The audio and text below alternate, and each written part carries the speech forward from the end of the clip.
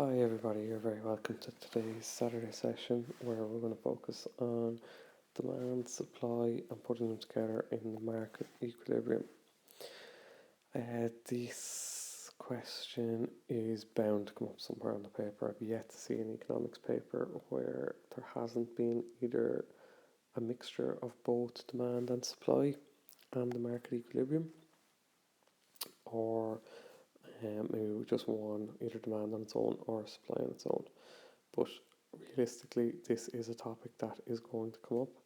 It is the topic that underpins economics and links all sections and all strands together.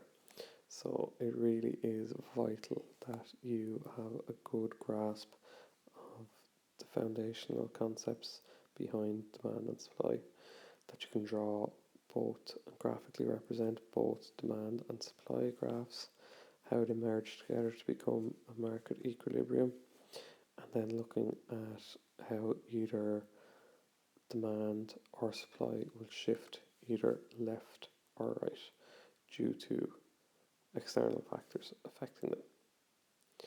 Okay, so today's session is going to focus on a lot of those topics.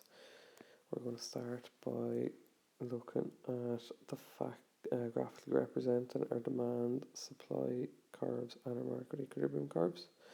We're also going to look at the factors that affect both demand and supply. We'll distinguish between a movement along and a shift of both demand and supply curves. And then we're going to put all that together to practice some exam questions. So hopefully you find it useful and you get something really, really beneficial out of the session. Okay, so if we start our revision with the law of demand. So we should know at this stage that the law of demand states that if price rises, the quantity of demanded due to that price rise will fall. And vice versa, if price falls, the quantity demanded will rise. So this is represented on the demand curve, where we see that at higher prices, consumers are generally willing to purchase less than at lower prices. And so if we drew that in, and we say, look, that price 3 there, only 3 people will demand the good. If that price dropped to 2, we'll go straight across where it's the demand curve. Now 4 people are willing to buy the good, so that's an increase of 1. If we increase the price to 4, we can see that now only 1 person is willing to buy the good. Again, a drop there. So the demand curve is said to be downward sloping. So it's said to have a negative slope. So we can see that downward sloping from left to right. So moving on from there, we have the difference between the movement along the demand curve versus the shift of the demand curve. So very important that we're able to distinguish these two, as it does come up quite a lot in the exam itself. It's very simple. The movement along the demand curve is caused by the change in the price of the good itself. So sometimes we say that as the price of good X. Okay? Whereas a shift in the demand curve is caused by any non-price determinant. So demand will change, but the price of the good will stay the same. So some external factor or non-price determinant, right, is causing this to change, such as consumers' income. So if we look at that on the graph again, as we just drew on a previous slide, the movement along the curve literally will go up and down the demand curve. Okay, completely caused by a change in the price of the good itself. Whereas the shift in the demand curve here, we can see that the price does not change. The price stays the same. Okay, but something else, a non-price determinant, so such as income, etc., causes the demand curve to shift either left or right. And in this diagram here, we can see that it is shifting to the right, which shows an increase in demand. So it's vital then that we know what those factors are that can cause a shift or simply the movement. So often you'll see this written in textbooks: the demand for X is a function of the price of X. POG is the price of other goods. Y is income. T, taste or preferences. E, consumers' expectations regarding future prices. G, government regulations. And U, unplanned factors. And if we simply mark it out here, this on its own causes the movement along the demand curve, whereas all these ones will cause a shift of the demand curve. So if we look at the law of supply then, supply is the opposite to demand. So basically, as the price increases, supply increases. So as we looked at demand from the consumer's point of view on its own, we're looking at supply from the supplier's point of view. So always very, very important that we always do that. So we look at it from the supplier's point of view. Something students get confused with sometimes. But if you put yourself in a supplier's situation and you are producing a good or supplying a good, if the price of that good increased, you would do your best to supply more of those goods, so you would make more money. So that's essentially it. If you look at our example here, a firm is willing to produce more goods at €2 as opposed to €1. Why? Because obviously you're going to make more money. So if we look at the supply curve then, it is upward sloping from left to right. And again, if price P1 happens here, we can see we have Q1 demanded. If the price increases to P2, we can see now more is willing to be supplied, so the quantity supplied will increase. So a change in the selling price of the good itself will cause a movement along the supply curve. We term this a change in the quantity supplied. So again, as it was with demand, so similarly to demand, a shift in supply curve is caused by any non-price determinant of supply. And again, very, very important that we look at supply from just the supplier's point of view. Okay, so that is vital. Some students always find that tricky and the minute they hear supply, bring in demand.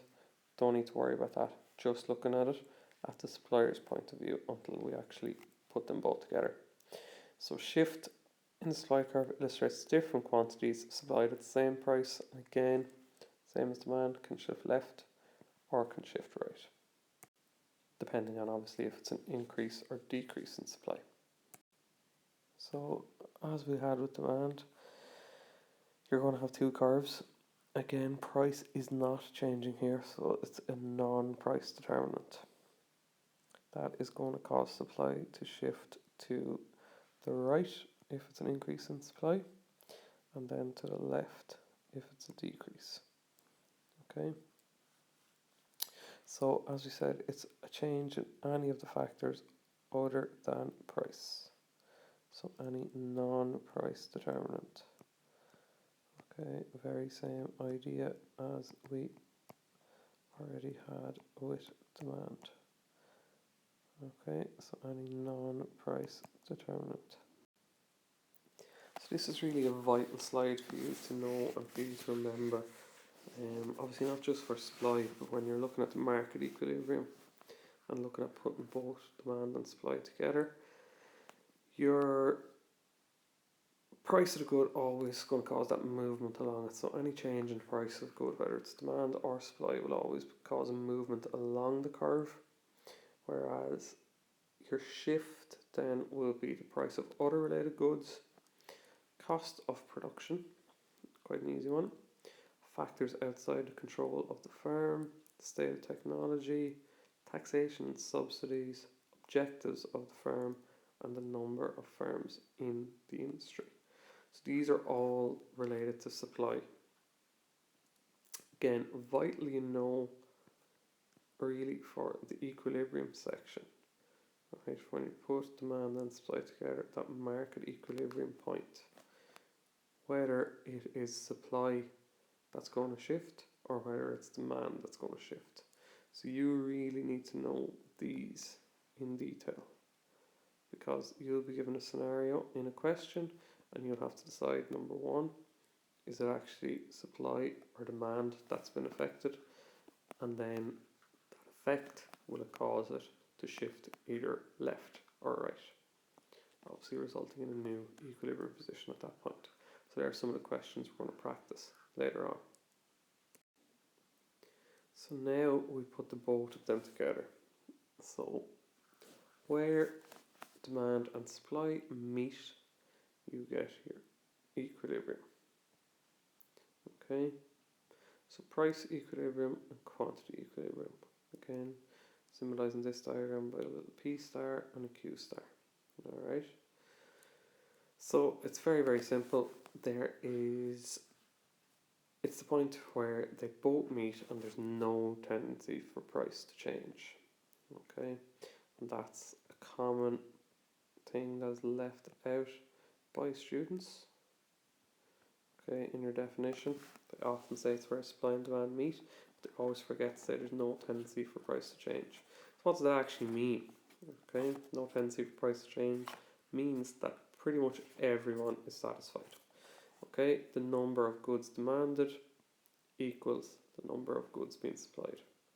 Alright, so everybody's happy, both suppliers and consumers. Okay, and obviously that doesn't always happen in real life, hence the questions you're going to get. Okay, so if I just show you how to draw that very, very quickly. Again, obviously you guys will have rulers. It'll look a little bit better hopefully than my freehand sketch. Cannot stress enough how many students leave out P and Q out of your diagrams, out of your graphs, or out of your curves. Please make sure you straight away, the minute you draw your two axes, automatically label them P and Q. Okay, so always downward sloping demand curve, okay, and upward sloping supply curve. Label those D and S. Okay, don't get them confused, happens quite a lot as well. Something to be aware of, lose marks straight away, half marks if you get your supply and demand curve confused. Alright, and then generally worth putting in a new colour, equilibrium. Okay, from where equilibrium is, then go straight across. I like to do dotted lines, again that's up to you, and call it, I also like to use PE, price equilibrium, and go straight down, dotted lines again, and QE, quantity equilibrium. And that's a very, very simple version of how you do it. So we know equilibrium occurs where demand and supply meet. What happens above or below that point, I suppose, and that seems to be kind of a question you're asked. They'll give you a scenario and you kind of have to say, how do we get back to equilibrium? So if the quantity demanded exceeds the quantity supplied, scarcity would exist, which increase price. Again, if we look at a topical scenario of that, we've got housing at the minute. Okay, too few people chasing, or too many people chasing too few goods. Right, so eventually consumers won't be able to afford the price. Think about what happened in our previous recession. People couldn't afford the prices anymore, so demand will decrease. Eventually it will get back to equilibrium. Alright, and if it's the other side, if the quantity supplied exceeds the quantity demanded, right, people aren't demanding the goods as much, so the suppliers aren't going to be able to sell their goods at that price, so they must lower their price to get rid of their surplus stock. So what happens is, in both situations, they will eventually cause equilibrium to occur again. So you often hear about the market, okay, kind of correcting itself. And it will always happen to a certain extent. Right, but obviously it can take a long time for that to happen, and you can, be spending a lot of money in that situation in that kind of, I suppose, space where that does happen. So this question was from 2021, question 13. Again, topical at the time. The shortage of PlayStation 5 gaming consoles was a nightmare for many consumers in the lead up to Christmas 2020. Complete the diagram below to indicate how excess demand, so that is occurring in this market. And again, something very important. Actually, change colour, change that to red. Excess demand, and then that the retail price for the PlayStation gaming console was €500. Okay, so we have 2 important points there. 1 for the excess demand, and 2 500. Alright, and it's flagging both these things in the question, which means we need to put these in our answer. And the second part of the question, from your diagram above, explain how excess demand occurs. So it's telling us excess demand occurs. So it wants us to draw a new demand curve in this point, in this diagram, and explain how excess demand happens. So the question is actually telling you what we need. So straight away, we always put in P and Q. Okay, your price and quantity. And we label our supply curve S. That's already there. So again, marks for all these straight away. We're then going to draw a normal demand curve, so downward sloping demand curve from left to right, and label that D. And then we're going to mark in our point of equilibrium, where it meets, so where supply and demand meet, and we will call that QE, for quantity equilibrium, and we'll go across. And I like to do my dotted lines, right? And we call that PE for price equilibrium. Again, the E doesn't matter. You can call it P1, Q1, whatever. Okay, PX, QX. I just like to keep it simple with PE and QE, E for equilibrium. Okay, the next thing we're going to do then is put in our point 2 here, right, which is our €500. So we know that equilibrium occurs where supply and demand meet, and that's PE. Okay, €500 is going to be below that because it's already told us that excess demand has occurred. Alright, so we know that there's extra demand. So pick somewhere below the PE point and bring it across. Okay. So here is our excess demand. Okay, and we can call that whatever, QX. Right, for excess demand. So essentially this block is going to be your excess demand. So from point QE to QX. Alright, and that's your diagram drawn. Second part of the question asks us to explain how excess demand actually occurs.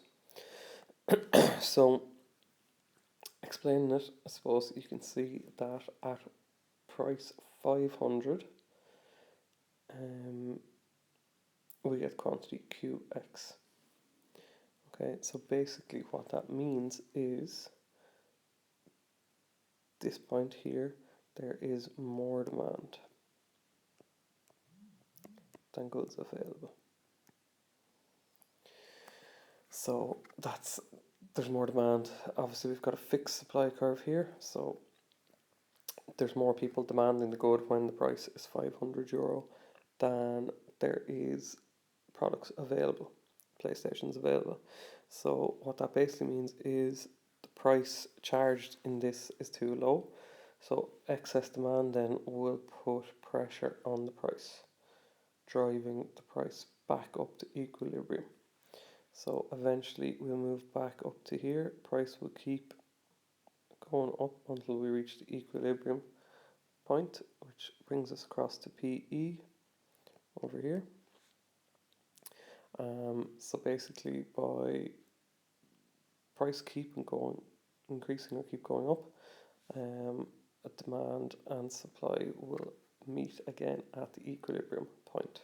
So excess demand will be eroded because less people will be able to or willing to buy the product after it goes up above the 500 mark up to PE. So the next question we're going to look at is from 2022. It's question 15A, part 3. So you're asked, grant aid of 395 million was provided to Irish farmers to improve and or build a specific range of farm buildings or purchase equipment that may benefit their farm business, for example, milk machines. Explain with the use of a fully labelled diagram below how this grant aid would have impacted on the equilibrium price and quantity of milk. Okay, so we're looking at a grant aid, number 1. So we have to decide whether that affects demand or supply, first of all, and then we have to decide whether it's going to cause a shift to the left or shift to the right. Okay, so the first thing we're going to do is, as always, we label our diagram P and Q, and we label our equilibrium position. So E for equilibrium, and we go straight across. Call it PE for price equilibrium, or again you can do P1, P2, PX, whatever. I always do PE, and then QE for quantity equilibrium. Okay, so why it's important here, I suppose, now is we have to decide what we looked at previously in the video is whether grant aid is supply or demand. Is it one of the factors that causes supply or demand to shift?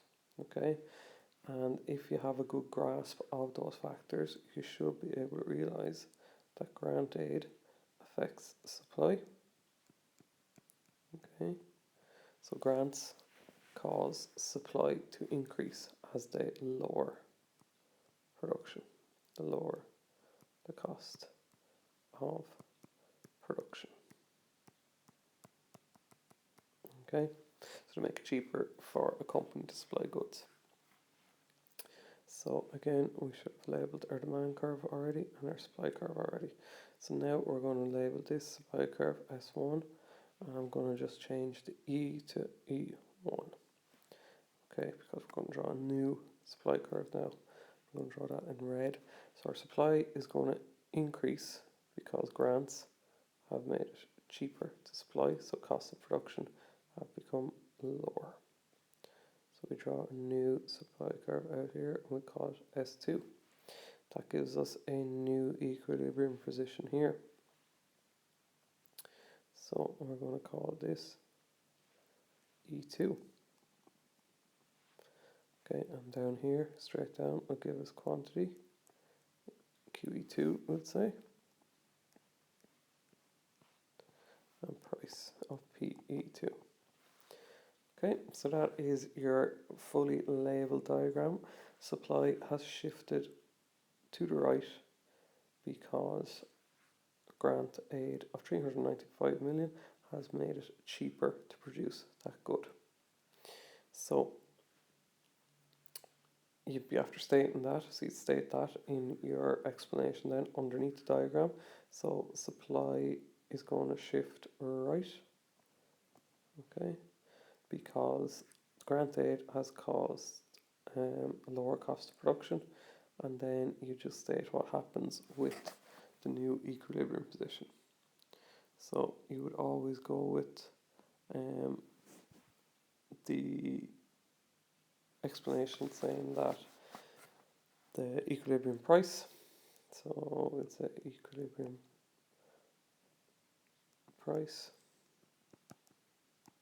has decreased from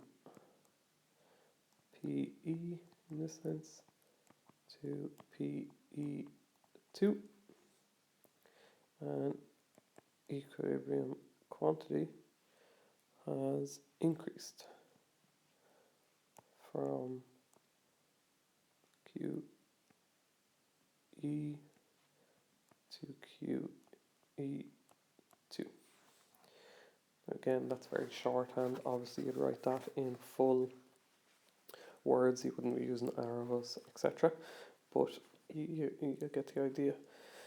So you're looking again to kind of explain it in 3 or 4 sentences. Literally what happens. So the grant should help reduce costs and cause it to become more efficient. This causes S1 to shift to S2 to the right. And so what happens then is your equilibrium E1 goes to E2. So what you're saying is equilibrium price decreases from PE down to PE2. And then your equilibrium quantity increases from QE to QE2. Okay, again, as I've said, PE, PE2, whatever you write here is fine. Just make sure you're using the same in your explanation. So if you use P1 and P2, that's absolutely fine too. If you use PA, PB, all okay. Right, just make sure that whatever you write here and here with your QE and QE2, that you reference it the same in your explanation. As I said, use words rather than my shorthand arrows. Okay, but a nice easy question. So again, we have another question from 2022, question 16C this time. It relates to fast fashion, which again has been very topical for the last couple of years. So the fashion industry produces 10% of all humanity's carbon emissions. It's the second largest consumer of the world's water supply and pollutes the oceans. 85% of all textiles go to landfill each year. Research shows that people are buying more clothes now than ever, but are only keeping them for half as long. So explain with the use of a fully labelled diagram how the introduction of minimum pricing above the market equilibrium price on fast fashion will impact on the market for fast fashion. Okay, so straight away we'll go and do our same again. Put in our P, our Q, our equilibrium, and then we'll do our price equilibrium, and we will do our quantity equilibrium. Okay, so then we have to draw in our minimum price, which is, as it tells you in the question, and it's bolded, right above the market equilibrium price. So we need to draw a new price in here. So pick somewhere fairly high above price equilibrium, so you have a nice bit of space to work with. So I'm going to pick here, all right? And we call that P min. So the minimum price. And you're going to go straight across there, and obviously we draw a ruler. Okay, and that's your new minimum price. All right. So again, at this stage, we should have labelled our demand curve and our supply curve. Okay. Now we need to show the new quantities. Alright, so obviously a price is way higher than equilibrium price. So you're going to mark in where the P min hits the demand curve, and that's going to be your new quantity demanded. So obviously the price has increased, so less people are now demanding it than at the equilibrium price. And as we know from supply, as the price goes up, supply goes up. So because it's a higher price now, more suppliers are willing to supply their good. So that has increased from QE to QS. Right? So then we need to show that this area here is basically our surplus. So let's write that in SUR surplus. Okay, so what that basically means is there is more supply than demand. Okay, so really what you're looking at then in your explanation is you're going to say the effects on price. So through imposing that minimum price on the products, the price is legally forced. So it's by law now because it's a minimum price upwards from PE to P min. Okay, what's the effect on demand? Demand has obviously dropped from QE to QD, quantity demanded. And what's the effect on the market then? It'll result in that surplus that we talked about. So here, this area here. Alright, why? Because supply, there's excess supply now compared to lack of demand. So that's that question completed as well. Okay, so this next question is actually from the oral course from 2019, but I put it in because it's quite relevant and it's good practice. Still the same types of questions are coming up again, and part C is relevant enough at the minute in terms of rank controls, so I think it's well worth having a look at. So for this question, you're asked to assume the market for a brand of Irish crisps is in equilibrium. Explain with the aid of a separate diagram in each case the effects which each of the following is most likely to have on the initial equilibrium position of this market. Okay, so you'll see the fact that it was in the old course, it gave you the marks, it was 30 marks going for this, which meant it was 10 marks each. So what you had to decide again here, this is why I put our notes at the start of the video, you really have to know the factors that affect demand and the factors that affect supply, because these are the style of questions that you're being asked. Even though it's the old course, they're still asking similar types of question. So for part 1 there, the lack of rainfall in 2018 creates a drought which reduces potato crops. You have to decide, is that supply or demand, and will it shift left or right? Second one, vegan consumers stage protests against animal delivered flavouring on crisps. And the third one is crisp companies receive a subsidy from the government. Okay, so if we look at the first one, alright, the lack of rainfall in 2018 creates a drought which reduces potato crops.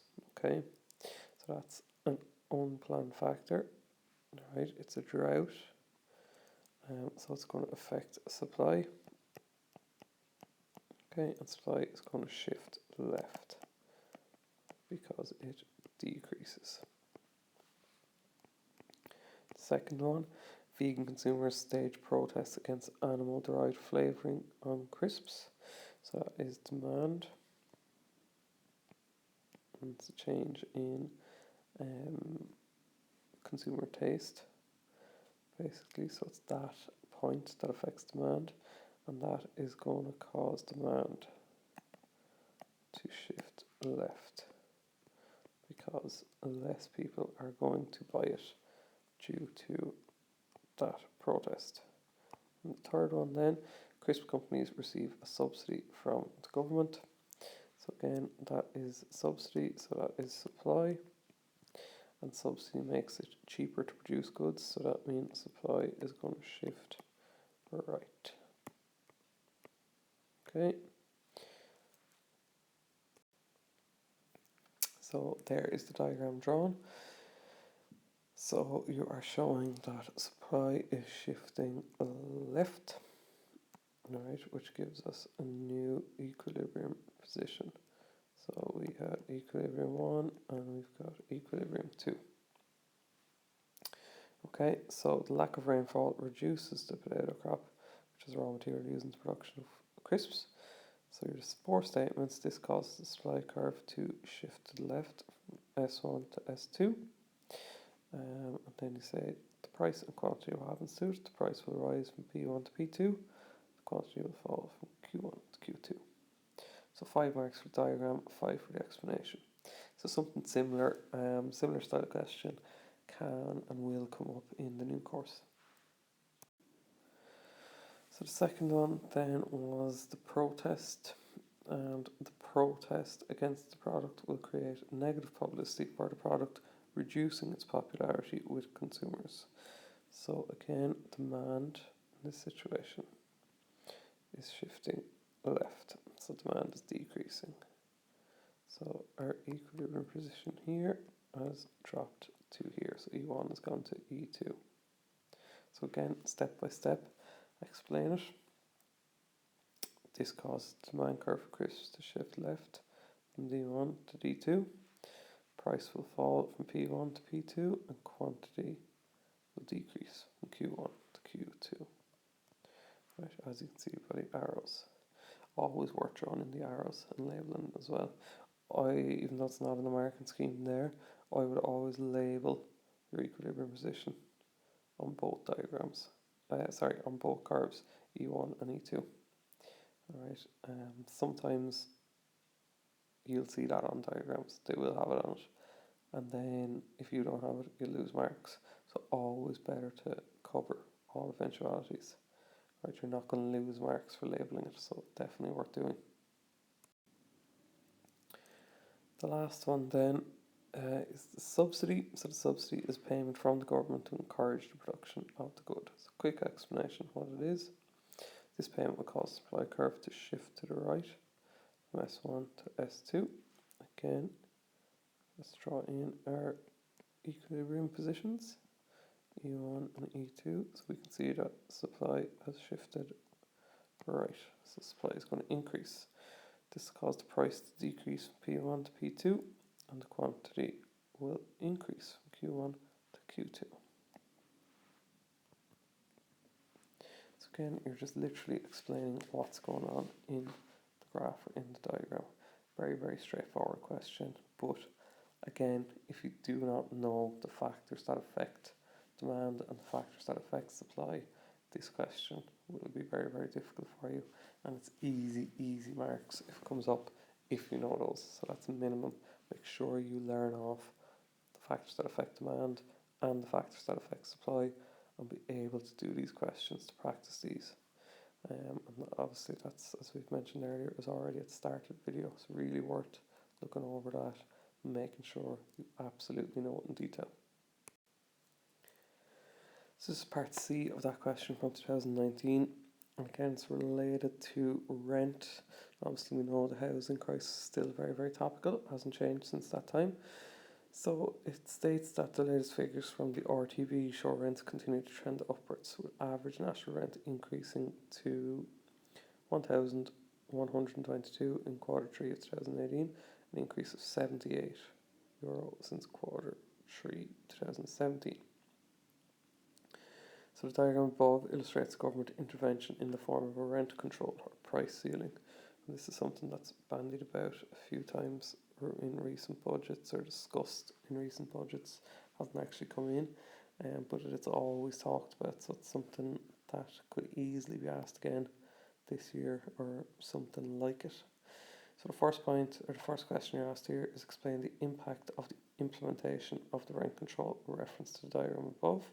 And the second point then asks you outline the possible economic consequences on the Irish rental property market of this government intervention.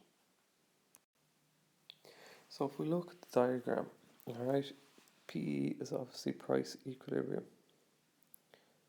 So where supply and demand meet. But because this P max has been introduced, the price ceiling, rent can no longer go any higher than this point. Okay, so what happens there is you've essentially got a lower price of rent. So obviously that is going to create more demand. So if we look at our new demand here, right, so where the P max hits the demand point, that's leaving you with 600,000 for demand, okay? But what we get, obviously, from a supplier's point of view, the PMAX, the rent control, the price ceiling, is not very good. So less suppliers or less landlords are willing to supply their accommodation. Now, so that has dropped from 400 to 200. Okay, so what you've got is a situation, you've got only 200,000 people willing to supply their accommodation, whereas you've 600,000 people demanding it. So what you get is this excess demand. Okay. Because essentially rent has become cheaper, more people are looking for it, but less landlords are willing to supply it because it's not worth their while. So this is the explanation of the market scheme. The price has been restricted to or set at level P max. So the price level falls from the equilibrium level of PE to the new P max. That drop.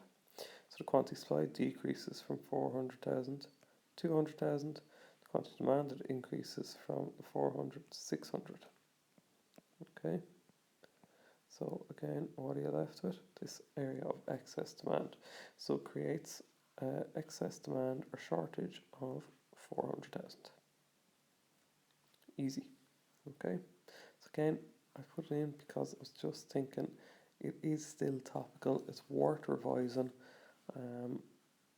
It's relatively new, 2019, so it's one of the last old course questions to come in, so well worth revising. So the second part of the question then asked you to outline the possible economic consequences on the Irish rental property market of this government intervention. Okay, so obviously, first and foremost, it's going to be good for consumers because it's going to increase their standard of living. Okay, because they're obviously going to have more disposable income.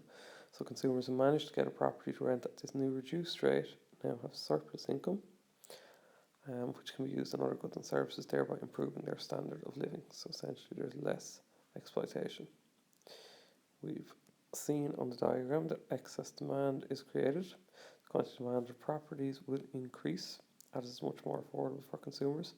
However, as landlords won't be receiving as much income from renting, quantity supplied will decrease, leading to excess demand, i.e. a shortage of properties to rent. So you could get similar to basically what we have now, right? Increased homelessness and the need for government to provide accommodation. Alright, so this is all the way back 2018, 2019. These questions are based on, and nothing has changed really. We are still in a situation of excess demand, so well worth looking at these questions. You get a decrease in the number of landlords, right? So as landlords that earn reduced income from renting out their properties, they'll be less inclined to do so, meaning there'll be a reduction in available properties to rent. You might get this improved quality of accommodation. Okay, so as landlords again earn that reduced income, they're less inclined to invest in the upkeep of their properties in order to reduce their costs. You could get an increase in black market activity. More properties may be illegally rented or to tenants in the black market and not declared for tax purposes. And the last one, you could get increased utility costs. So landlords may try to circumvent the new regulations by increasing the charges increasing the prices they're charging for goods related to the property, such as charging tenants for use of parking space, electricity, things like that. So still topical, as I said, so well worth looking at this style of question for this year's exam again. Okay, so that brings us to the end of our Saturday session today on market equilibrium. We got through quite a bit. Hopefully you found it useful and hopefully you got something out of it.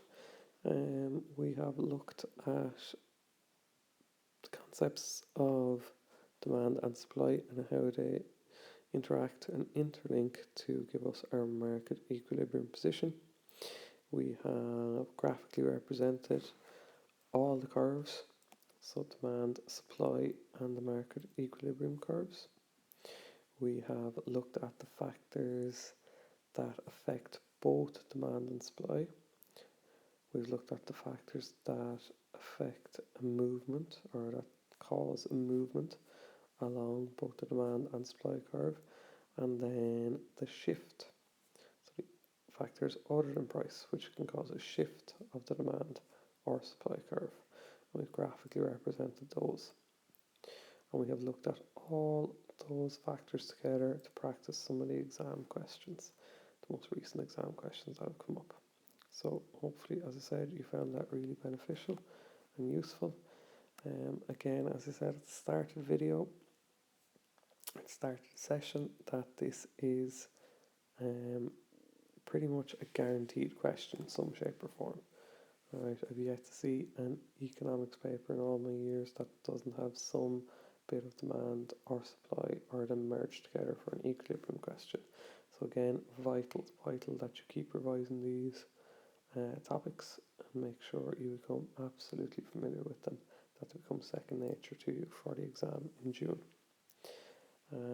Keep an eye out on any other videos, keep an eye out on our social media channels for updates on videos that will be coming added to the sites, and any new Saturday sessions we are going to have, and also revision sessions throughout the midterms over the rest of the year. Okay, so best of luck guys, and thanks for listening again today.